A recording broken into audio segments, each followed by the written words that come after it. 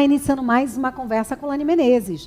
Gente, uma conversa sempre com informações, reflexões são relevantes para nosso conhecimento no nosso dia a dia. E hoje a minha convidada é a doutora Patrícia Alevato. Gente, ela é presidente da Comissão Nacional dos Direitos das Pessoas Idosas. E tem muito para falar, para conversar, para nos despertar, porque esse assunto é importante. E olha, estamos traçando esse caminho também. Como é que você está? Tudo bom? Olá, como vai? Tudo bem? Olá a todos que nos vejam agora, em qualquer momento. Quero dizer que é uma honra estar aqui, seu convite para a gente falar da pessoa idosa. Porque a pessoa idosa, ela é uma pessoa muito importante. Eu acho que chegou o momento, agradeço a apresentação. Eu já há muitos anos defendo a pessoa idosa, desde a época da faculdade, onde fiz meu trabalho de conclusão sobre a pessoa idosa e o Estatuto da Pessoa Idosa, para falar de que forma ele tem eficácia no nosso ordenamento jurídico. Então, Lani, desde 2016, eu abracei essa causa. Então, gente, segura um pouquinho, que a causa aqui e os estudos são grandes. Mas só para lembrar você que, gente, compartilha, esse é o nosso pedido, para compartilhar, para acompanhar, para lá dar seu cliquezinho. E aí, ó, acompanha as redes sociais do Ilha Notícias, da Lani Menezes. E se você ainda não segue o canal, segue lá, é o único nosso pedido. Sabe por quê, gente? Vocês vão ver ao final desse bate-papo o quanto nós, às vezes, pecamos com pessoas que estão bem próximas a nós. E aí a gente volta agora para essa data aí e começa a contar a sua história. Então eu vou contar um pouco da história de como cheguei até a doutora Patrícia Alevato. Foi uma pessoa, assim, sempre muito com viés artístico. Adorava sempre aquela coisa torta, ângulos, etc. Então, comecei minha formação como arquiteta, estudando arquitetura. É uma curiosidade de poucas pessoas, mas arquitetura eu gostava de interiores. Então, eu fui trabalhar com a parte de arquitetura de interiores. Me formei na Escola de Belas Artes aqui no Fundão, minha primeira formação acadêmica. E durante esse período, eu fui convidada para trabalhar numa companhia aérea italiana, na Alitalia. Trabalhei alguns anos e fui RP, Relações Públicas. Gente, a gente não está falando só com uma advogada, tá percebendo? Não sou só advogada. Uma mulher de grande conhecimento. Public Relation. Então, essa é a minha base, que eu tenho até no contato humano com as pessoas, eu adquiri. Trabalhando com essas pessoas, tive a honra de atender pessoas como notórias como Pavarotti. Olha! Jogadores de futebol, na época era Falcão, Careca, etc. Cantores como Toquinho, Dr. Roberto Irineu Marinho, da Rede Globo, e todo o corpo diplomático da Itália, que é a minha segunda pátria, e eu falo fluentemente italiano, então isso me deu uma base muito grande. Que delícia! Após um período, eu acabei indo morar na Itália, morei 2 anos na Itália, o que hoje me traz conhecer muito a cultura a fundo, até porque meus pais são italianos, né? Meu pai hoje já está no céu, descansa, mas a minha origem de base... Então, a família italiana ela é muito tradicional, ela é muito arregada aos avós. Fui criada por meus avós. Minha avó, com 12 anos, italiana, me ensinou a fazer cucina italiana, que é uma coisa que não parece, mas eu cozinho bem a beça, tá? Então, Legal. E aí vem dessa minha vida. Morei na Itália e voltei para o Brasil. E, infelizmente, eu tive um acidente, é uma questão muito pessoal, eu não gosto de falar, mas vou falar. Eu tomei uma bolada na praia e tive um problema muito sério no meu pescoço, quase quebrou. Na época, tive uma lesão e voltei para o Brasil, a morar no Brasil, onde, graças a Deus, o doutor Paulo Niemeyer me cuidou. E eu fiquei com uma pequena sequela, mas a vida continua. E daí comecei a trabalhar na parte de projetos de interiores de eventos durante 20 anos. Gente, então, aí meus projetos bombavam nas revistas e etc. Fui percussora de vários espaços aí, projetos assinados por mim, que até hoje ainda repercute bem isso. Mas aconteceu nessa trajetória, meu pai teve alguns problemas, fizeram traições com eles, falsificação de assinaturas, e me via embrenhada no mundo jurídico. E aquilo me colocou dentro de uma situação onde eu não conhecia, tá? E Ou seja, até esse ponto você não era advogada. Não era advogada. Você estava bombando. Bombando dentro do áreas. mundo dos eventos, tá? Isso. Super notória. As pessoas até hoje, né, me procuram. Minhas clientes eu fiz por gerações de família e hoje são minhas amigas, pessoas que são a nível político ou a nível artístico. Então, assim, foi uma família que eu criei também. E isso me deixa muito satisfeita, porque graças a Deus nunca tive uma reclamação, só criei amigos e uma amizade que eu trouxe para até esse momento de vida. E quando eu vi esse problema ocorrer, eu me vi num abismo. E meu pai já adoeceu, infartou por conta disso. Nossa, então, aquela carga, apesar de ser a filha menor, era caçula, mas meu pai sempre, desde 18 anos, me delegou essas tarefas, de assumir as coisas dele. Então, eu vi aquela necessidade, eu falei, vou estudar direito. Na época, a universidade ainda existia aqui próximo de casa. Então, no meu tempo livre, eu ia para a universidade e estudava. Eu falei, eu vou me formar rapidamente, lógico, dentro do prazo de 5 anos, e vou ser advogada. Então, gente, não foi, entre parênteses, por amor. Na época, foi por necessidade, para saber o que estava sendo feito. Quer dizer, você foi buscar esse conhecimento para poder ajudar a entender o que estava acontecendo na própria família. Sim, dentro da família, porque aquilo ameaçava o patrimônio do meu pai, uma pessoa que... isso causou problemas de saúde nele. De saúde. E era um imigrante, uma pessoa que trabalhou muito para conquistar qualquer coisa que tenha tido, e era, assim, uma injustiça familiar. Então, tinha muito cunho ali dentro. Eu tinha 2 ou 3 pessoas que eu conhecia do mundo jurídico, que na época me davam algumas orientações, mas eu achava que assim eu precisava beber na fonte para entender. Eu sempre fui muito assim pragmática. Eu gosto de coisas assim, de entender aquilo. E assim, o direito era o lado oposto do que eu era. Era da criação, o direito era enrijecido, normas fechadas, específicas. Então você imagina o que eu vivenciei, mas o amor por um pai era maior. E aí, só para a gente continuar conhecendo essa história. Aí, quando você entrou, você tinha esse objetivo de ter um conhecimento mais amplo para que você pudesse dar esse suporte familiar. Mas, nesse momento, você era jovem, seu pai ainda também, né? Não, já não era tão jovem, já era mas mais ou menos. Mas aí você foi se apaixonando por essa área de atendimento dos direitos aos idosos? Sim, justamente. Porque nós tínhamos aí também uma outra área que seria a migração. Sim. Seria outras áreas. Mas que você dentro dessa questão, quando eu entrei dentro da área jurídica, eu fui vendo o quê? Onde tinha os gargalos, que era a necessidade da pessoa idosa. E justamente o meu trabalho de conclusão, eu fiz sobre isso. A eficácia do estatuto, na época se chamava Estatuto da Pessoa Idosa, hoje trocou a nomenclatura. Estatuto agora da pessoa idosa, era do idoso e agora da pessoa idosa. Então, e meu pai esteve presente. E ele ficou super emocionado. Estava toda o pessoal da universidade. Foi uma forma de homenageá-lo. E graças a Deus que eu tive essa oportunidade, que depois... E ali eu prestei já meu exame da ordem no 9º período e eu logrei êxito, Lânia. Eu passei no 9º período, eu ainda não era apta, eu não estava formada, mas eu já estava apta a receber minha carteira. Então, ou seja, que é algo que demonstra que você foi muito focada em alcançar o seu resultado. Sim. Porque normalmente a gente sabe, né, gente, quanto deixa nervosas as pessoas. Né? Essa prova é uma prova que tem pessoas que passam anos e não passam, porque às vezes conhece, mas chega na hora e se perdem na prova. Deixa o emocional falar mais alto, mas eu achava, eu não sei porquê, era aquela questão intuitiva, eu achava que eu tinha que prestar ali, eu fiz no momento, assim, já estava cuidando dele e eu fiz, quando eu passei na primeira, eu tive assim, eu fiquei tão estarrecida porque eu fiz a nível para uma experiência, mas sempre mas muito afirmativa. Eu sou muito afirmativa na minha vida. E graças a Deus, passei na primeira e fui para a segunda, fiz em direito tributário e logrei êxito. Então, nesse meio tempo, eu tive que esperar terminar a faculdade para poder vir a minha formatura, para daí receber minha carteira da ordem. E nesse meio tempo eu perdi meu pai. Meu Deus, ou seja, você o presenteou em vida. Eu presenteei em vida, mas eu consegui estar colando o grau na secretaria. Quando eu cheguei em casa, ele já estava em sistema de home care, após um AVC. E eu falei, olha só, eu te entrego isso, porque eu não fui na minha formatura que eu não achei justo. Você já não está bem. Aí ele falou para mim, Patrícia, porque ele me chamou sempre Patrícia. Meu nome de batismo é Patrícia, mas aqui, por um erro cartorário, eles não quiseram colocar. Meu nome tem um Z, um zeta, como se diz na Itália. Aí ele falou, você vai ser o que você quiser na vida, minha filha, porque eu te abençoo. E realmente essa benção, eu falo... Está carregando, né? Está carregando, e eu honro o nome Alevato que eu levo do meu pai.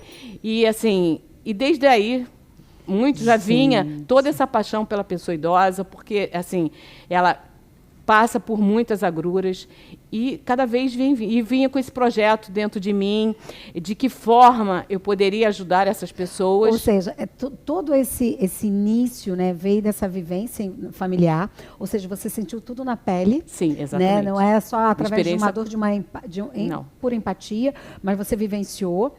E aí, vamos no projeto. Quando você começou a elaborar e quando você começou a montar essa possibilidade de ter uma comissão, né, que poderia trazer mais resultados para esse público? Isso já era uma semente dentro do meu coração e foi uma convenção que eu fui. Eu participo hoje, como estou presidente, né, porque a gente não é, a gente está. Eu estou presidente, fundadora dessa comissão da ABA Nacional, que é a Associação Brasileira de Advogados. E num evento aqui no Rio de Janeiro, em Copacabana, em novembro, dezembro do ano passado, acho que foi dezembro, eu encontrei o doutor Edas Dantas, o presidente nacional da ABA Nacional. Aí, aquelas coisas do destino, eu falei, doutor, eu gostaria de montar uma comissão. É da pessoa idosa, pouco se fala no Brasil sobre isso. Existe muito a fazer, um barulho ensurdecedor, porque era uma convenção, muita gente falando. Eu tenho isso gravado, tá? Está lá no meu Instagram, da Patrícia Alevato, advogada. E aí ele falou, a senhora já está nomeada desde agora, só precisa formatar a comissão. E passaram alguns meses, claro que é lógico, porque a adesão, muitas pessoas não olham esse viés da questão, dentro dos juristas mesmo. A gente tem que ser muito sincero, né? Porque outras causas dão mais visibilidade. Como a questão das crianças.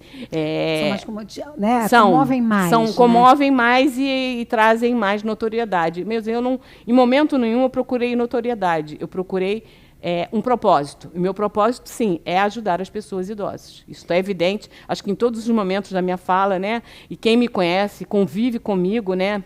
Nas minhas ações, sabe que eu trabalho muito em prol disso. E aí, a partir desse momento, ele me dando o ok, eu comecei, né, a fazer, tentar montar esse grupo, e graças a Deus, agora no dia 25 de junho, fizemos 2 meses agora, né? Ainda somos bebezinhos. Tomamos posse, eu fui empossada como presidente, tem a vice-presidente, tem a secretária-geral, a adjunta e as membros. Somos basicamente mulheres, tá? É mesmo? Sim, somos mulheres. Parece que se torna-se mais sensível, né? Sim, a mulher, eu tenho que falar, é mais sensível, e quero trazer uma pontuação. A maioria da população brasileira idosa são mulheres. A maioria. Até porque a maioria são viúvas e que sobrevivem, porque os homens, eles não cuidam muito bem da saúde. Gente. Então, esse é um fato também, a gente não trabalha com achismo, a gente trabalha com dados. Os dados são dados assim, que eu estou sempre estudando, eu não estudo somente o direito, eu estudo várias outras ramificações. Porque, no final, eles se completam, sim, né? Eles que são... é para te dar uma visão geral e você poder trabalhar efetivamente naquilo que é necessário. Sim, exatamente. Porque a vida da pessoa idosa, ela tem uma complexidade, não é uma coisa simples. Você falar da pessoa idosa, você lembra, não, só aposentadoria, você pensa em previdência, não, gente, saúde, é saúde, é muita coisa, é um universo muito mais complexo. E aí, só para a gente... nesses 2 meses, Lene, você pode ver, graças a Deus, a gente tem tido um trabalho bem de destaque, tenho feito lá com o meu grupo, os índices de violência contra a pessoa idosa são altíssimos, e principalmente contra a mulher idosa. E a gente não tem dentro da nossa lei uma especificidade para atender a mulher idosa. A gente tem a Lei de Maria da Penha, a gente tem o Estatuto da Pessoa Idosa, mas uma lei que fale especificamente sobre a violência contra a mulher idosa não existe. Eu estive com o delegado Dr. Mário Silva, que é lá da Delegacia Especializada de Copacabana, da terceira idade. Ele falou, doutora Patrícia, quando chega para mim, eu não tenho nem um local específico, porque não tem local de abrigamento específico para ela, e eu não tenho uma lei, eu trabalho por analogia, o que a gente fala é princípio da analogia. A gente traz uma outra lei para poder aplicar. Então, então, a senhora imagina a lacuna jurídica que existe aí. E a gente estava falando um pouquinho antes, né, o quanto tem crescido. Mas segura, porque ela ainda vai falar um pouco mais sobre isso. Com certeza. E aí eu queria que você falasse para a gente, assim, quais são as principais iniciativas da comissão? Quando você criou, você ramificou em várias áreas, você atua principalmente em quais linhas? Alane, a comissão, ela atua em todas as linhas onde estiver a pessoa idosa. Pessoa idosa, sim, mas principalmente nos pontos nevrálgicos, como esse que eu já acabei de falar, sobre a violência contra a pessoa idosa. A gente trabalha sobre o aspecto da saúde. Hoje eu estive com o doutor Rafael Castelo Branco, que é o presidente do Conselho de Direitos da Pessoa Idosa Nacional. Então, a gente já vem trabalhando pontos, a gente debateu, quem quiser está lá, dentro do nosso canal da aba, a palestra que eu fiz com ele, falando justamente sobre isso, onde acontecem os pontos sérios. Então, a gente sabe que existe negligência dentro das próprias famílias. Total. É onde acontecem os maiores tipos de violência, até psicológico, moral, violência sexual, porque existe violência sexual contra a pessoa idosa. A gente ouve casos. A gente tem principalmente patrimonial. Por quê? Aquela pessoa ganha aquela aposentadoriazinha, às vezes tem aquele neto. E hoje a pessoa idosa ela se tornou a fonte de renda da família. Arrimo de família. Então ela acaba sustentando filhos, netos, bisnetos que seja. Então a gente tem aí um problema muito sério. E às vezes nisso ela vai fazer um empréstimo consignado, que é em nome daquele filho, e depois o filho não paga, e aquilo se torna uma bola de neve na vida da pessoa idosa, porque compromete o mínimo existencial da vida dela. Depois ela fica sem remédio, dinheiro para comprar seus remedinhos, porque a gente sabe que, sim, o Estado, sim, tem grande responsabilidade sobre a vida da pessoa idosa, mas a gente sabe que nem todas as políticas públicas são efetivas. Com certeza. Então, eu, como filha, Lani, como filha, a gente sabe do que é hoje. A vida de uma pessoa idosa no Brasil é uma vida cara. E é interessante, sabe, Patrícia, como você está falando, porque o ano passado, o meu pai ficou doente pela primeira vez, com 89 anos, né, finalzinho de 88, para fazer 89, e aí ali eu me deparei, eu sou filha única, e ali eu me deparei com todas as necessidades, né, eles não tinham um plano, e aí eu fui apoiar não só financeiramente, mas emocionalmente, e você vê exatamente essa dificuldade. E aí eu comecei a conversar com muitas mulheres, né, outras mulheres, outras Lanes da vida, sim, que vivem, você, eu não sei, eu já abri mão disso, porque eu tenho que cuidar, eu botei uma cuidadora, mas não aconteceu isso, aí eu botei alguém lá, eu fico preocupada porque minha mãe está sozinha. E você vai vendo que é muito importante a visão que vocês estão dando para essa população e que a gente sabe que é crescente. Exatamente. Né? O Brasil ele está numa carreira nesse sentido, né, do envelhecimento. Por isso que você tem uma frase que é muito interessante, né, que fala disso. Sim, a gente fala sobre assim, a responsabilidade que a gente tem em cuidar da nossa pessoa idosa, porque hoje e amanhã você será a pessoa idosa de amanhã. De amanhã. Nós estamos caminhando para isso. Exatamente. Então, egoisticamente, nós estamos pavilhando uma estrada, que é uma estrada que se encontra com mato alto. Como a gente fala dentro do empreendedorismo, o mato alto é quando existe um espaço onde aquela coisa ainda é muito, muito difícil, muito precária. Você vai ter que capinar muito para poder dar vida. A gente traça paralelos entre o direito comparado do que existe em outros países, como países mais desenvolvidos, como a Itália, a França, o Japão, onde a cultura da pessoa idosa é muito mais respeitada, onde já existem políticas implantadas. Eles já vêm há 100 anos. Nós estamos há 18 anos trabalhando só nisso. Ou seja, você fala que para fora a gente tem países que estão há 100 anos já trabalhando, sim, cuidando, questão do envelhecimento, tratando o envelhecimento saudável. E nós estamos apenas há 18 anos, sim, ainda com muita falha na sua execução. Sim. Então a gente tem muito mais celeridade em procurar efetividade. Então, a gente tem um provimento novo, onde o CNJ coloca assim, que já existia, né, pedido de prioridade, só que tem que existir prioridade máxima em qualquer processo de tramitação onde esteja a pessoa idosa. Porque a criança ela tem uma vida para desenvolvimento. A pessoa idosa, ela vai e encontra a finitude. É isso aí. Então, a gente trabalha com um time muito rápido. Muito rápido. Só que esse time rápido aqui no Brasil não está acontecendo. E é interessante que você falou da finitude, porque assim, eu como na área da psicanálise, eu me especializando em idosos. Sim. Por quê? Exatamente por essa experiência de ter vivido com meu pai. Olha como é interessante, gente. O propósito da gente nasce Sim. em função daquilo que nós temos na mão. É O propósito dela começou no momento que ela viu a família sentindo, né, essa necessidade, e a mesma coisa foi comigo, com a minha família. E a gente estudando sobre a questão da saúde mental, a gente fala exatamente isso. A finitude, ela já traz para o idoso um luto permanente. Exatamente. E aí a gente tem várias questões emocionais, aonde nesse momento toda essa rede de apoio familiar, né, toda essa rede, ela é muito importante. E como ela falou um pouco atrás, na verdade, esse idoso começa a ter não esse apoio, e sim a agressividade da família. Exatamente. Porque a retirada da verba que ele possa ganhar, mesmo que pouquinha, é a verba que vai financiar toda uma família. E aí falta a alimentação correta dele, falta o remédio necessário para ele, e ali ainda dentro de uma pressão que a gente olha famílias que faz uma pressão como assim, mas eu estou cuidando do idoso. Não, tá querendo é o dinheiro dele. Sim, e eu Isso queria fazer um recorte com você, Alane, sobre a questão que você cuidar do seu pai ou da sua mãe, que é uma pessoa idosa, não é um dever. Muitos filhos colocam, porque eu estou fazendo um favor para o meu pai, ajudar meu pai ou minha mãe. E lá atrás, isso está dentro da Constituição, tá? Artigo 226, artigo 227, 229, por quê?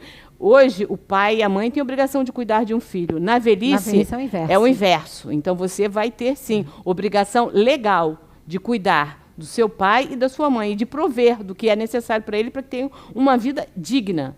Porque lá atrás, ele proveu para você.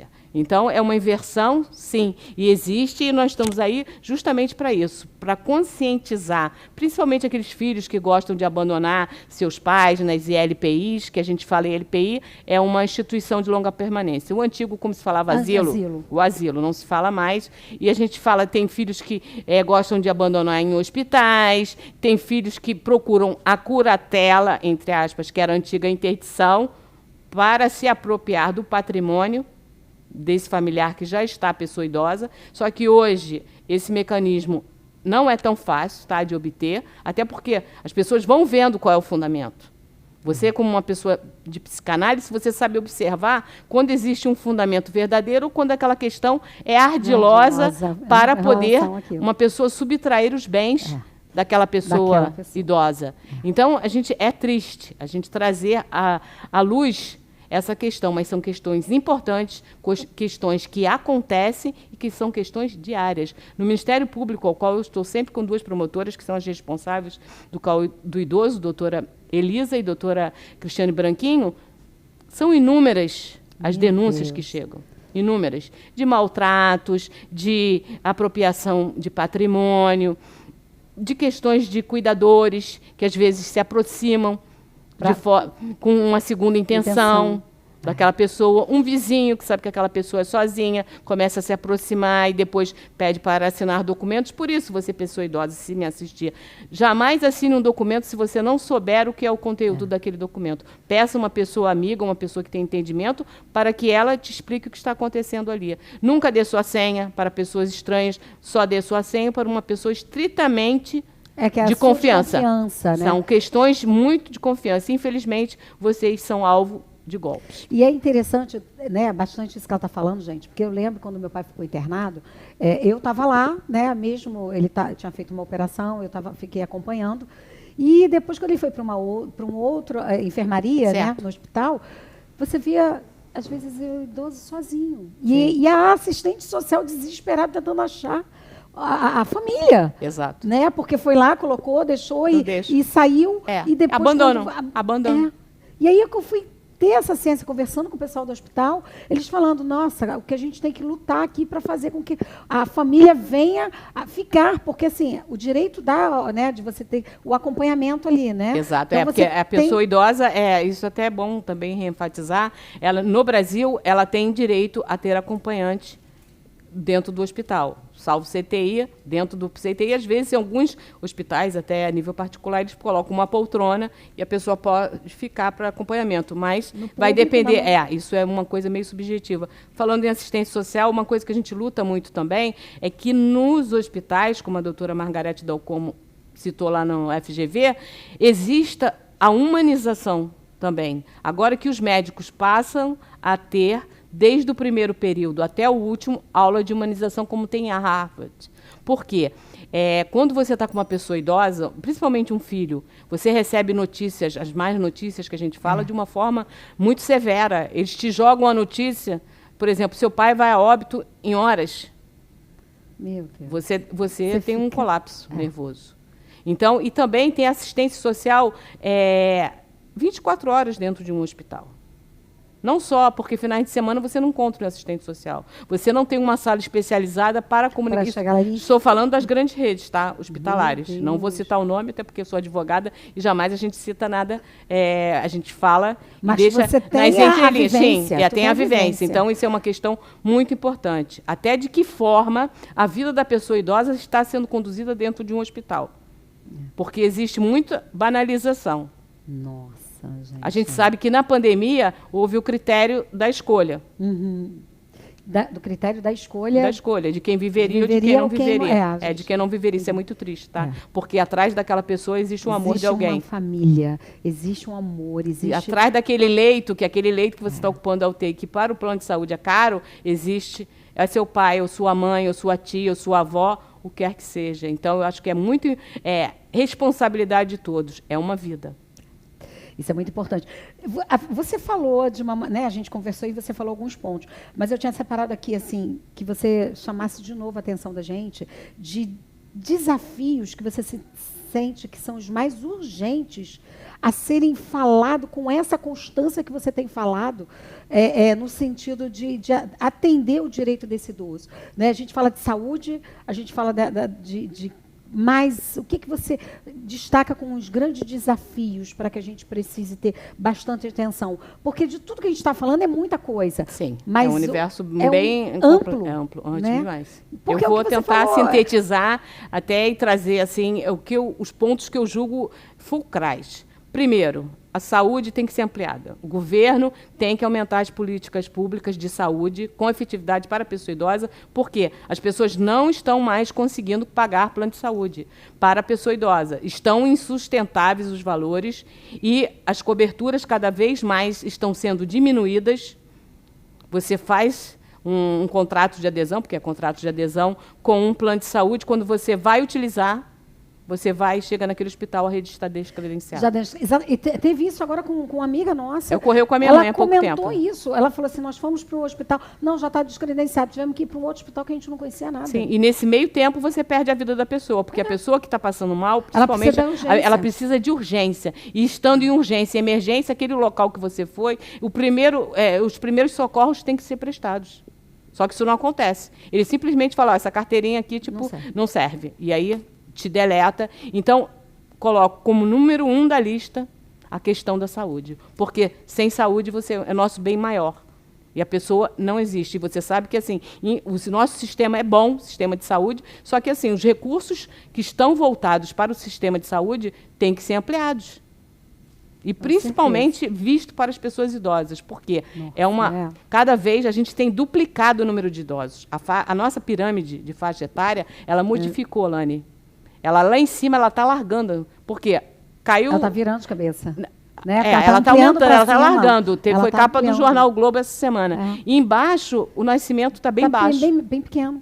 E então você vê o que está sendo feito de políticas para isso. O que está acontecendo para ajudar essa pessoa idosa. Então, e nada mais do que você está falando com um momento que a gente está precisando disso. Sim, é um momento sério de política, que a gente precisa analisar claramente o que estão ofertando. Exatamente. Né? E ela não está falando de política, ela está falando de situações jurídicas que ela está ali vivenciando. Mas é um alerta para a gente, que vai estar daqui a pouco, numa urna, saber escolher quem vai cuidar de certas coisas. Exatamente. E tem pessoas que, nesse período, né, enfatizando, gostam de abraçar certas causas e colocam a causa da pessoa idosa como uma bandeira que, na verdade, a gente sabe que nada vai acontecer. Nem viu a pessoa idosa, não conhece a pessoa idosa, não conhece seu universo e daqui a pouco não vai fazer nada. Você me lembrou muito aquela época passada, gente, eu espero que seja passado, né, que pegava aquelas participações políticas, aí pegava a criancinha com o narizinho escorrendo, que era aquela que tirava boa foto. Então, acho que a gente tem que prestar muita atenção nisso. Muita atenção. Vamos falar agora um pouquinho do que como você é uma mulher que já viveu fora, né, tem toda essa relação próxima, principalmente com a Itália, né, pela tua segunda nação. Você acha que o Brasil é um país etarista? E dentro desse conceito, achando, como a gente poderia combater esse etarismo social? Vou falar para você, Lani, que o Brasil é altamente etarista.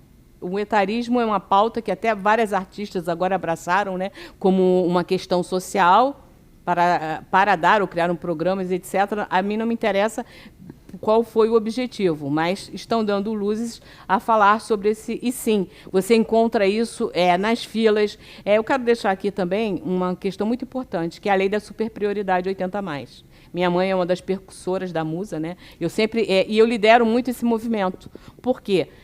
A gente, como a faixa etária foi a partir de 60 anos, então a gente tem hoje muita gente idosa. E se você for colocar uma pessoa idosa de 60 anos e uma de 80 e 90, vamos combinar. Tem diferença, 20 anos ou 30 anos a mais tem muita diferença. A pessoa é muito diferente. Então, é uma coisa que a gente luta quando eu encontro com as pessoas que são formadoras de opinião, tipo, tive com o presidente da ASERJ, encontrei com ele, doutor, a plaquinha tem que ter lá no supermercado. Mas o que a gente também se depara? Com pessoas idosas rivalizadas dentro da fila, porque ela acha que a de 60 não quer deixar passar de 80. Gente, pelo amor de Deus, é princípio de educação e de cultura. Então, se a lei assegura, eles têm que passar. Então, vamos deixar esse registro para que a lei da superprioridade seja cada vez mais difundida, que é pouco conhecida, até pelos próprios idosos com mais de 80 anos. É mesmo. Você está falando, gente, vivenciar, né? É o que eu falei. Está sendo uma oportunidade que Deus está me dando de eu conviver, né, com os meus pais, apesar de estar sempre junto. Essa transformação a gente sente nesse momento, né? Da necessidade, então, o andar mais lento, o falar de uma maneira. Às vezes você quer andar um pouco, mas já dói aqui, já dói ali. Então você começa a vivenciar o ismo, né? A reumatismo, a artrite, a artrose, aquela questão. Tudo. E aí, o que ela está falando, outro dia me deparei, né? Eu levo ele no hospital, e aí no hospital público, e ali chegamos lá, né? Meu pai, segunda-feira passada, fez 90 anos. E é engraçado que estava lá... Parabéns para o senhor, tá? Não conheço, mas ó, um beijo no seu coração. Pai. Olha, já está convidado para o nosso chá das 5 na comissão, já falei com a Lani, para depois eu vou estar entrevistando, porque nós trazemos, sim, a realidade do que é a pessoa idosa. A gente mostra, eu criei esse programa, e então, assim... A gente conversa com ele, quer ouvir, porque a pessoa idosa ela quer só ser ouvida. Às vezes ela quer um ouvido, ela quer contar aquela história do passado dela. Então, é o saber ouvir e ter escutatória, né? Exatamente. Tem aquela escuta que você tem ativa, sabe? Acolhedora, sem que seja aquilo que a gente quer ouvir, sem deixar ele falar, que é o que ela está comentando. Mas ela me lembrou exatamente isso. Eu cheguei lá na fila, e aí tinha um horário, né? A partir de 12:30, eu cheguei lá, né, com ele. E aí, gente, todos eram idosos. E aí todos estavam entre... Não, mas eu cheguei primeiro, mas eu sou mais idoso. Mas... Aí eu parei e falei, meu Deus. Só que quando eu levo meu pai, eu já levo ele com toda a distribuição. Claro. Já alimentado. A gente já sabe, leva a merendeira. Merendeira, né? Tudo que for necessário. Porque a gente sabe que pode precisar. Que pode precisar. E aí, eu estava vendo, falei assim, meu Deus, realmente todos são idosos. E todos têm o desejo de ser atendido na prioridade. Sim. Só que aí...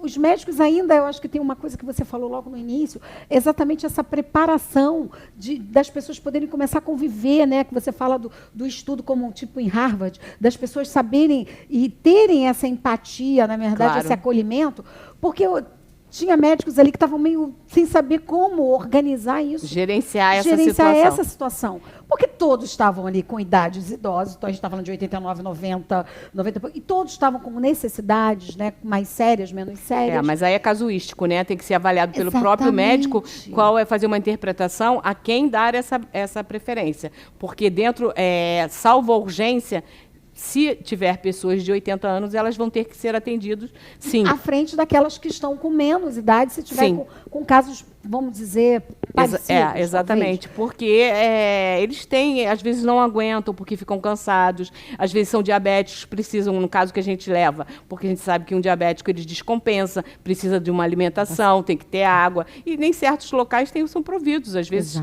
você não tem acesso próximo, você não pode se distanciar daquela pessoa, se você está dando assistência, até porque você que é responsável, você responde. Então, nós que somos filhos, que tomamos conta dos nossos pais, a gente tem uma responsabilidade civil também. Com certeza. Porque a gente está tomando conta de uma vida. Até podem ter autonomia, mas a gente tem que saber o que é melhor para ele, como prover, onde levar, se aquele hospital é o melhor. No momento de uma urgência, uma emergência, você está ali, você tem que estar ao lado. Você não pode jamais abandoná-lo. Porque se você abandona um idoso, você está incorrendo em crime. E é um crime, e tanto se for patrimonial, se você fizer violência, é crime penal, tá, gente? Tem uma pena para isso. Olha como é importante, hein? Às vezes as pessoas passam, não, mas como ela usou o termo, mas ele está lúcido, ele resolve. Não, dependendo, você está ali ainda como passa a ser o responsável. Sim, porque a pessoa, ele tem ele tem a lucidez e autonomia, mas às vezes não tem o discernimento necessário de saber no processo de senilidade, qual é a ação justa a tomar naquele momento.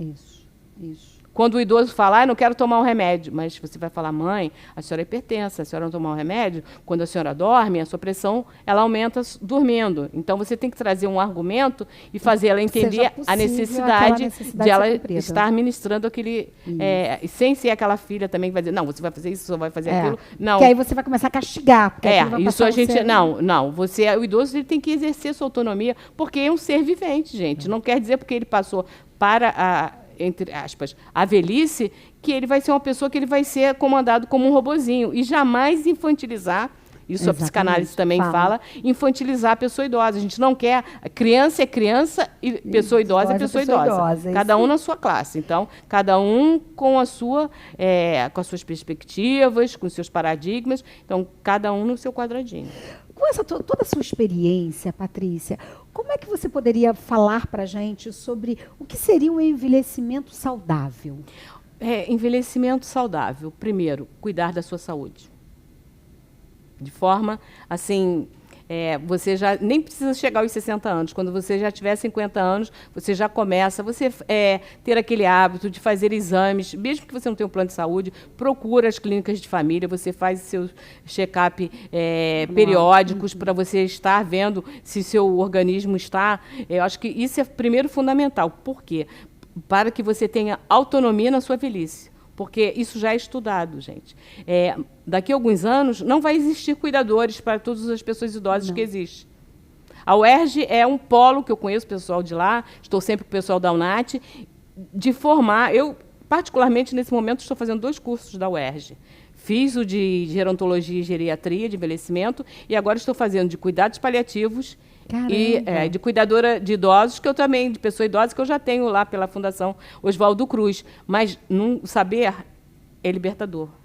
Então, às vezes, até um pequeno insight que você ouve na aula, você salva uma vida. É isso aí. Então, assim, saber nunca é uma busca constante. É o life learning que a gente faz, né, para poder a gente estar habitualmente estudando, e isso faz bem também para a mente, porque se você estudar, colocando como segundo questão, né, na lista de envelhecimento saudável, se exercitar. Você tem que fazer qualquer tipo de movimentação, mesmo que você tenha uma restrição, um problema no joelho, você vai procurar alguma coisa e manter seu corpo ativo, porque o corpo e a mente estando ativo, você praticar leitura, palavras cruzadas, uma meditação, um alongamento que seja, isso tudo vai ser importante, porque isso vai te dar dentro de você um fortalecimento de paz como pessoa e como físico. Você tem que estar a mente e o corpo fortalecido para você poder estar em busca de um envelhecimento saudável. E também conviver em grupos. Você não pode isolar. Você pessoa idosa, você tem que conversar, você precisa ir para o shopping, como minha mãe adora ir para o shopping, vir aqui para o shopping, passear, e você precisa conversar, que seja com o seu filho, porque a gente fala muito da intergeracionalidade, que é o encontro de gerações. Das gerações. Em setembro, se Deus quiser, ou em outubro, vou estar promovendo, junto com a FRJ, encontro de gerações, ontem, hoje e amanhã. Nossa, vai ser para mostrar a interface do jovem com a pessoa idosa. Por quê? O jovem precisa da pessoa idosa para adquirir a sua sabedoria e experiência. E a pessoa idosa precisa do jovem para aprender. Aprender o quê? Sobre o novo mundo que foi apresentado a ele, principalmente na pandemia. Porque a pessoa idosa não tem letramento digital. Ela está tentando. Então, ela se sentiu num vácuo, onde apresentou-se o mundo digital.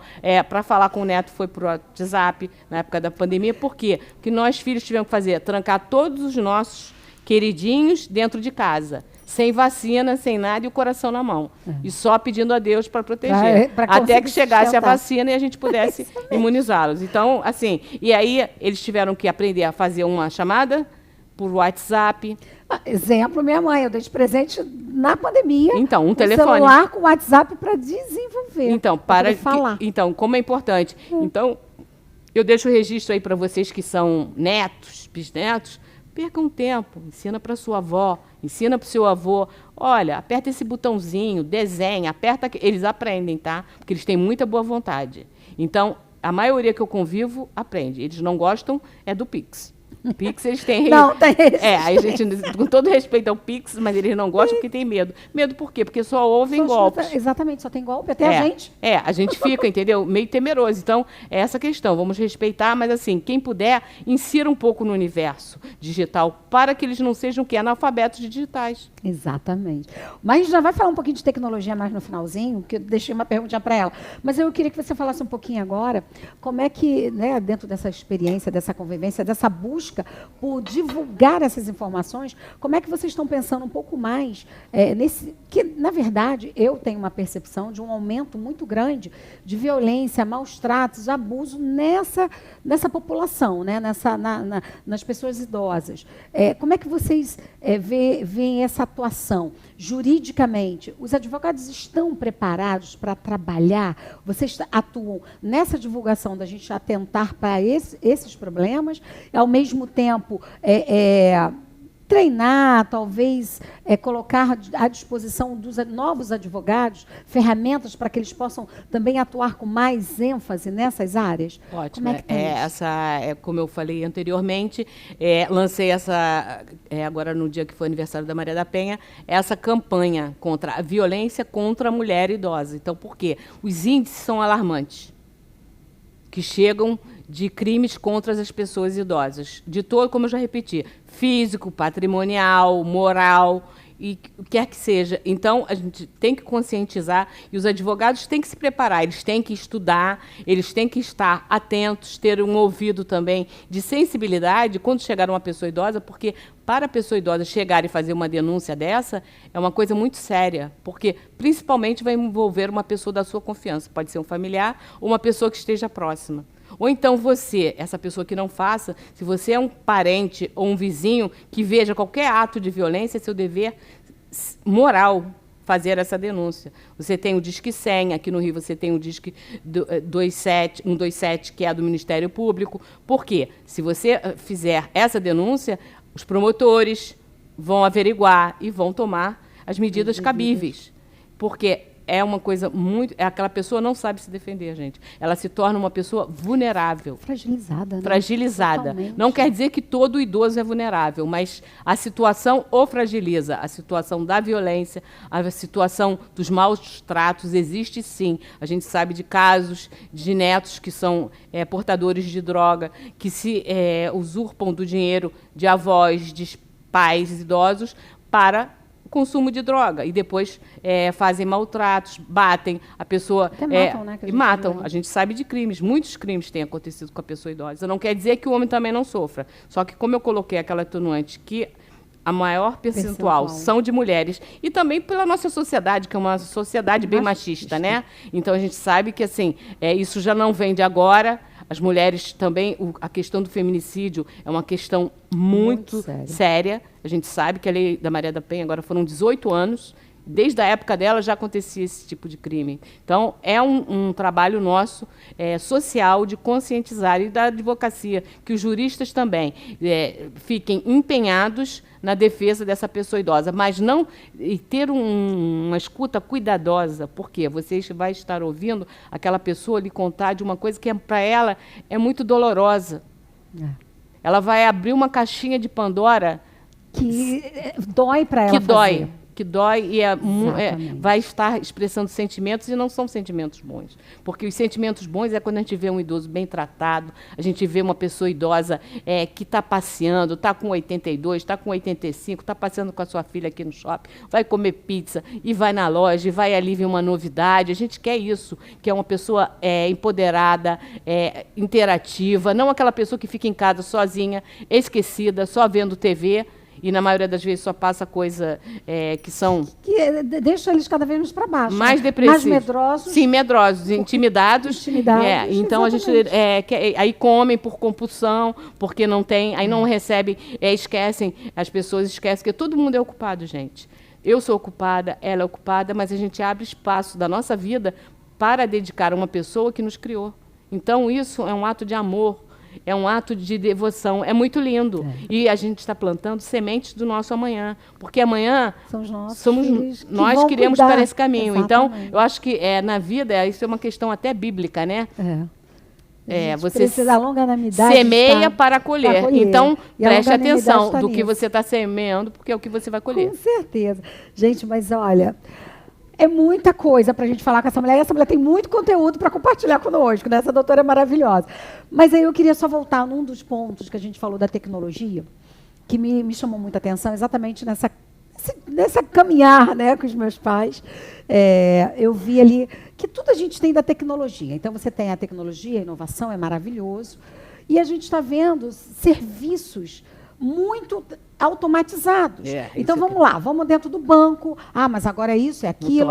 Você vai para o próprio governo para ter acesso a algumas coisas, o GovBR. Meu INSS. Exatamente. Aí eu falo assim, gente, para eles é muito difícil. Tem situações que o governo fala, não, está disponível, você é só entrar em aplicativo.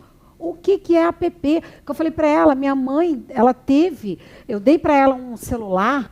Quando foi na pandemia, a gente fez meu filho, até que foi que ensinou mesmo, porque ele tinha muito mais paciência, entendimento ali, com calma com ela. A gente brincava que ele era o professor dela.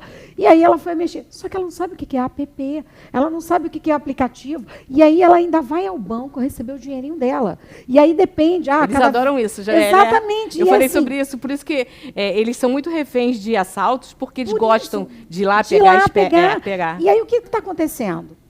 Bancos estão fechando agências estão jogando digital. Eles para outro local, e aí minha mãe tem que chegar lá, aquele gerente que conhecia, entendia, e era uma pessoa, já não é mais. Gente, como é que a gente está indo para isso, um ponto excelente que a senhora abordou, Lani, e um ponto que eu sinto muito isso, porque isso a gente conseguiu derrubar um pouco. A questão, por exemplo, do QR Code no restaurante. Você vai, o garçom te servia, está na mesa. Gente, ela não sabe como utiliza aquele QR Code. Até às vezes eu ou ela, a gente tem dificuldade. Se você estiver sem o celular, você não come? Não vai comer. Não vai comer? Exatamente. Então, a mesma coisa é os apps. Ótimo, eu sou muito a favor da tecnologia, mas a gente tem que fazer parênteses. Então, você tem que ter o plano A e o plano B. E se a gente sabe que a gente tem um público que é reduzido, que ele tem analfabetismo digital, você tem que, por obrigação, que está até no Código Consumidor e também lá na Constituição, você tem que assegurar a essa pessoa um acesso. E essa questão de só colocar de forma digital, você está negando o acesso a essa pessoa. Por quê? Ela não é obrigada a saber manusear o aplicativo do gov.br, a senha tal. Você imagina uma pessoa com 80 e poucos anos lembrar essas senhas todas. Então, você tem que entrar lá, aí... diante disso que vem as fraudes. Aí depois o meu INSS, aí se você quer no banco, hoje o banco tem que ser digital, você tem que entrar e se o banco estiver instável para pagar uma conta, a pessoa idosa não recebe, porque não chega mais conta. Não chega, não chega. Eu que tenho que receber. Então você tem que pegar no teu e-mail, que a pessoa não tem um e-mail, a pessoa idosa não tem um e-mail, aí você tem que digitar aquele código, ou ler, que nunca lê também, né? A gente sabe disso, vamos falar a verdade. E aí ela fica o quê? Com as contas, aí fica, ou minha filha e quem não tem a filha para falar minha filha, ou meu filho, e quem não tem o neto. Aí a pessoa se vê o quê? Vai ter que pedir para o vizinho. E nessas vezes uma pessoa usa da boa vontade dela e não paga a conta. Exatamente. Ou então tem que ir na loja e falar, não, eu vim aqui para pagar. Minha mãe de uma vez aconteceu isso. Eu falei, mas você demorou tanto na rua. Ah, minha filha, porque eu fui pedir lá e a menina falou que eu tinha que ficar esperando para tirar a conta lá digital. Eu falei, mãe, mas eu posso tirar para você. Só que é exatamente isso. Quanto mais, né, Patrícia, eu acho que é isso que é muito importante a gente fixar. Com certeza. A gente está tirando a autonomia dessa pessoa. Minha mãe fala, minha filha, mas tudo é você, tudo está em cima de você. Só que eles está cada vez mais fragilizados, e eles vão ficando, eles vão se sentindo incapazes. A gente não quer isso, porque você está dando essa alta tecnologia voltada para eles, está dando um atestado de incapacidade. Por quê? Eles se acham que eu não sei fazer aquilo, então não sei fazer mais nada. Só sabe cozinhar, às vezes, quando pode, ainda fazer uma comidinha. Então, aí, os afazeres domésticos. Por quê? Antigamente, a mulher ela foi acostumada assim, principalmente da geração mais antiga. O marido era o que ia para o trabalho, o provedor, e ela era dona de casa, criava os filhos e formava a família. E agora o que acontece? Agora ela ficou naquela questão em casa, que não sabe como pagar uma conta. Às vezes até tem o dinheirinho para pagar, mas não sabe como viabilizar aquele pagamento. Exatamente. E aí vai depender, mais uma vez, do que ela está chamando a atenção. Depender de pessoas que muitas vezes não são da família, e aí a gente vai ter que contar que sejam pessoas de boa índole. Sim. E, infelizmente, a gente sabe que a boa índole não está na face. Exatamente. Né? Então, está ali na oportunidade gerada que se está vendo. Exatamente. Tem um senhor que está me pedindo ajuda, não tem ninguém. Eu vou ali, como ela falou, ao ponto de repente, se pedir empréstimo e a pessoa não saber, chegar no dia do salário, não ter nem condições de receber. E os telefonemas? Como é que eles têm acesso ao banco de dados, de saber que aquela pessoa é pensionista, e eles ficarem ligando para a casa das pessoas, que são dados sensíveis. Hoje, dados sensíveis são os dados, né? São o novo petróleo, vale mais do que dinheiro. Quem é que forma esses bancos de dados? Quem é que vende esses bancos de dados das pessoas idosas? Isso tudo, gente, é uma coisa muito séria, mas que contribui para quê? Para que ocorram crimes financeiros de todos os tipos. Então, nós temos que ficar muito atentos e, cada vez mais, falar para as pessoas idosas. Não falem com pessoas estranhas, não dê sua senha para pessoas estranhas. Não conta a sua vida, porque eles gostam de contar. Vê uma pessoa na sua casa para prestar um serviço, você não comente de como é a sua vida, se você tem rendimento, ou se você é salário, quanto é a sua pensão, etc. que seja. Isso são questões particulares de você. O mundo não é como vocês eram antigamente, que as vizinhas sentavam na porta, conversavam. O mundo mudou. Mudou e muito. Não, gente, é muito engraçado ela falando, né? E assim, eu vivenciei muita coisa que ela falou. Essa questão do banco. Quando meu pai ficou doente, a gente foi no cartório, falei com o advogado, fomos no cartório, preparamos tudo, aí fez a filmagem, tudo direitinho lá, para eu ter a procuração para resolver as coisas dele. Com isso, eu fui aos bancos e fiz a transferência no acesso. Menina, era 5, 6, 7 ligações por dia, falando consignado. Porque ninguém sabia que o telefone que caiu lá, como meu pai não tinha telefone celular, ninguém ligava. Quando eu cadastrei o telefone, passei a ser responsável, entrou o meu telefone celular. Era o dia inteiro ligando, ofertando consignado. Viu? Como é que eles sabiam o seu telefone? Como é que sabiam? E aí eles já ligavam com o nome do meu pai, José. São José da... Eu falei, gente, ao ponto... Às vezes teve um dia que eu fiquei tão estressada que eu desliguei o telefone. Eu falei, não aguento mais. E comecei a botar aquele negócio de procura lá para... O de spam, né? Para detectar se a chamada é suspeita. Outra é você entrar em sites que dizem lá que é para você não receber mais... Mas continuou. Eu sei que passou assim, uns 3, 4 meses, era enxames de ligações. Você imagina uma pessoa idosa, se a pessoa que tem menos idade já fica chateada e se sente sobre... Você imagina que isso se torna um tormento, né? Um tormento. É um absurdo. Gente, está chegando ao fim. Olha só, não dá vontade de parar. É muita coisa boa para a gente saber, aprender. É um assunto apaixonante. E o que ela fala é um assunto que não do outro, é nosso. É nosso. Porque nós, como ela colocou, nós estamos pavilhando um caminho, porque nós vamos chegar lá. É o nosso amanhã. E então, eu quero te agradecer muito pela nossa conversa, por ter vindo, foi maravilhoso. E já quero deixar espaço aqui para você. A hora que você fala, Lani, tem um projeto aqui, quero ir conversar, falar desse projeto, vem, porque é muito importante a gente conhecer, compartilhar esse teu conhecimento. E a gente sente nos teus olhos essa paixão. Né? E eu acho que é isso que falta em muita gente. Não é aquilo que aquilo pode dar para a gente, mas é a paixão sobre aquilo que a gente está fazendo. Né? E a gente conversou um pouquinho antes, né? Ela viveu isso com a família, com o pai, e tem, graças a Deus, a mãe para ela estar ali vivenciando. Com certeza. Eu vivi, beijo para você, mamãe. Eu vivi bastante coisa, né? Por mais que eu sempre fui presente na vida dos meus pais, eu me deparei, né, com a necessidade de toda essa preocupação que ela falou quando meu pai ficou doente, que aí eu tomei realmente a rédea da casa, a forma de viver as coisas, as necessidades. Então, sabe, doutora Patrícia, eu quero agradecer todo esse empenho, né, toda essa ideia dessa comissão, porque talvez as pessoas ainda não tenham ideia da relevância que é isso. Porque às vezes as pessoas podem achar aquilo que a gente comentou. Ah, mas é só para ter um status. Não. Não, comunicar, a informação, é ter pessoas que estão com, sabe, com a escutativa ali para cada necessidade. É muito importante. E a gente sabe que o Brasil está caminhando, né, daqui a 2070 nós seremos um país velho. Exatamente. Então a gente precisa, como ela falou, que tem já dados, que daqui a pouco a gente não vai ter cuidador para cuidar de todos os idosos. Não. Então a gente precisa muito ter essa atenção. Se despeça, deixa aí os contatos, tudo que a gente precisar para te achar e tenha certeza que teu espaço vai estar sempre aqui. Primeiramente, eu quero agradecer imensamente a essa pessoa que me convidou. Foi uma coisa muito rápida. Vou falar que essa semana tem sido uma semana de contemplação. Tenho recebido ótimas... e esse foi um presente, de ter a voz, estar aqui falando da pessoa idosa. Agradeço demais também a associação a qual pertenço, a Associação Brasileira de Advogados, a ABA. A minha comissão, sabe que todas as minhas colegas, como ela falou, é um propósito, foi criada com muito amor. São 60 dias de muita atuação, são posts de convidados, montar a pauta, a gente trabalha com a comunicação, a gente sabe que não é uma simples... Não é fácil. Existe todo um backstage por trás da preparação, mas é feito com amor. E vamos muito, porque onde a pessoa idosa estiver precisando, eu vou estar. E vou estar abrindo sempre o meu espaço de voz para cada vez mais poder ampliar e jamais subtrair. É o que eu sempre falo. A gente vai ampliar cada vez mais. E deixo um recadinho para você que é filho.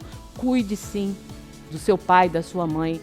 É uma honra você ter uma dádiva de poder cuidá-lo dele na sua fase da velhice, porque um dia você vai para lá. Então, beijo no coração, hashtag Lani Menezes, conversa com Lani Menezes. E me sigam lá, Aba Nacional Pessoa Idosa. Tchau, tchau. Gente, tchau, obrigada. Tchau, beijo, tchau. Tchau. Beijo, tchau.